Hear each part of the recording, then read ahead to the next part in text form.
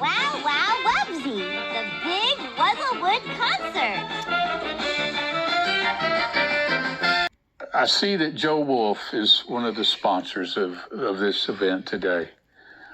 Joe is such a fine man. He's represented and still representing the coal miners, and he wanted to have a bass fishing tournament up in Wise County, and they had it on Cherokee Lake and had a pretty good turnout. And he asked me to be the name, and I graciously agreed, because while he was representing coal miners, I guess I was representing bass fishermen.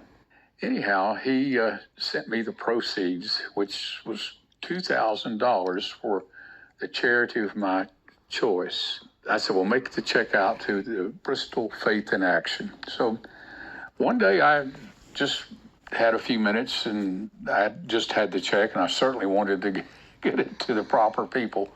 So I went out there, and they were in the middle of a board meeting, and they were worried about their budget being about $1,700 short for that month. It was getting close to Christmas, and they had a lot of demands.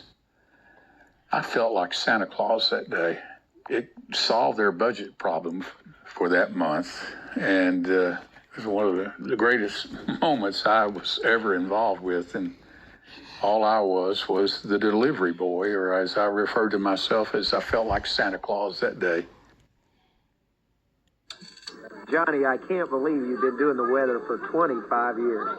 Johnny Wood, you keep making those forecasts right, and I'll keep watching you. That's what you got all these fans watching for a long time, because you've had good forecasts. Now, I want to say one thing to him, that when his weather forecast is wrong, don't blame it on the computer. I thought you said look at Dave. I tell John to look at Dave. Okay. Yeah, I think one thing that I learned from Johnny and others in the business, you got to be yourself on TV. As we welcome a new member to the Neighborhood Weather Network, and I guess you could say truly my weather show has gone to the dogs, but indeed, we've had a wonderful time. They've been treating us so well, cookies, brownies, pop. People also can relate to you when you're yourself and you don't take yourself too seriously. I think I learned that from Johnny Wood for sure. You got to have fun, and you got to also, I think, respect and appreciate the viewers. In our forecast tonight, calling for kind of a cool night with low temperatures from Bristol and Tonacre. Okay, so when I got to the Tri-Cities, I had not met Johnny Wood yet, but immediately I was made aware of Johnny Wood, all right? When I came and people, out in the community, neighbors and so forth, realized that I was going to be working with the Johnny Wood, the Johnny Wood, the man, it was kind of interesting because I was made well aware who was the local legend in the weather here in the Tri-Cities. And that's everything that's been posted.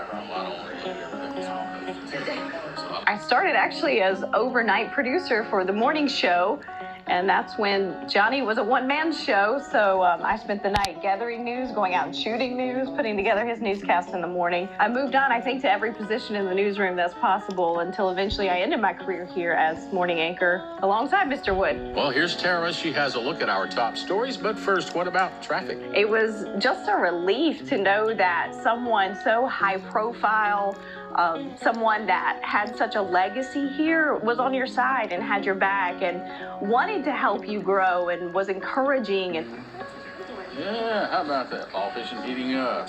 We had more fun, more laughs, because we have similar senses of humor and we laughed at everything. Elevator fluctuator. We had a lot of fun.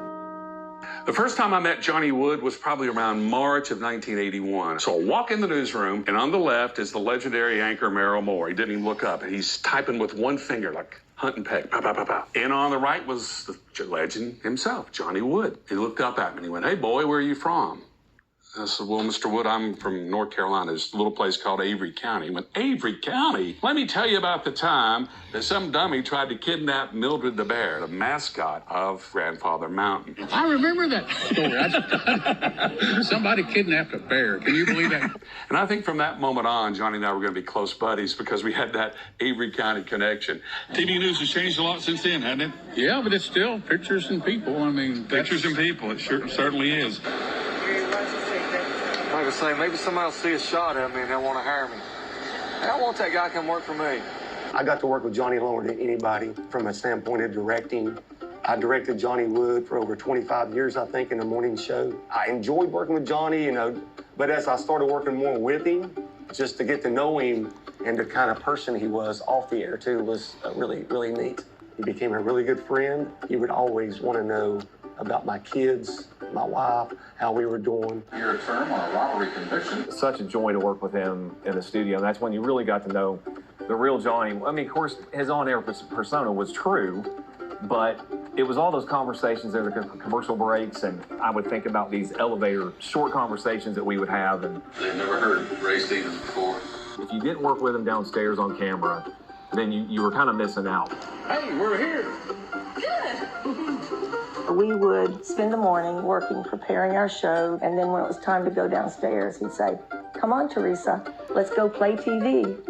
Right. Maybe they'll fill up the potholes. I saw a report there's 59 million of them things in the roads right I hit every one of them, honestly. $5 a The pop. weather Rainy weather on the way, we hope. or spring. Well, I worked with Teresa Keller, who's been quite a contribution to the station. I used to work at Barter Theater in public relations, and I would bring actors down to be interviewed on the morning talk show. So that's how I got into television, and I had to learn as I went along. And Johnny was such a stickler for the news values, and I learned a lot from Johnny about that because he had been trained and he did know. Thank you for joining us from News Center 5. Good afternoon.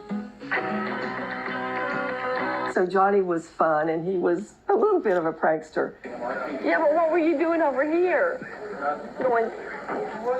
She and I were working together. I was doing the weather at the time. The computerized technology came along, the computerized weather maps. So the control room was trying to get used to everything. What we're going to show you now is a computerized version. You know, I told you you messed up words. Let's take a look at the computerized version.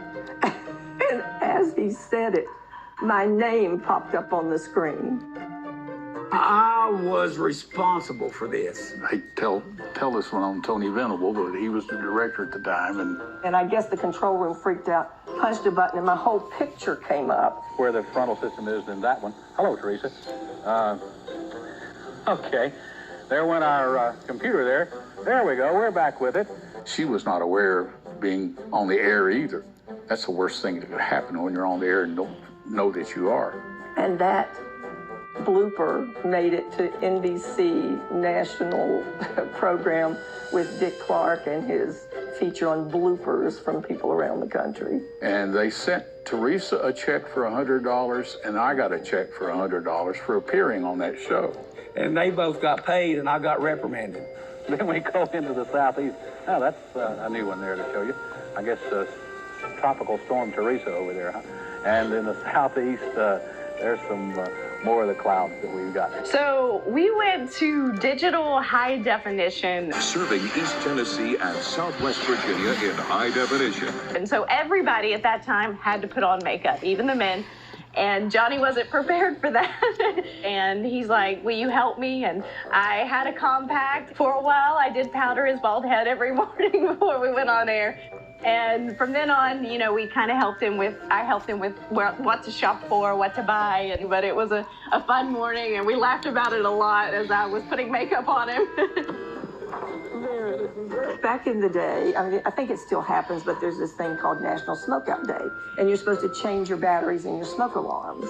But it was also a day when you were encouraged to quit smoking. Today is American Smokeout Day, and the American Cancer Society says that 1 of 7 people who stop smoking for the day will stop for good. In our feature segment today, a family counselor gives suggestions for dealing with an obstinate teenager. I'm Teresa Keller. Join us for News Center 5 at noon.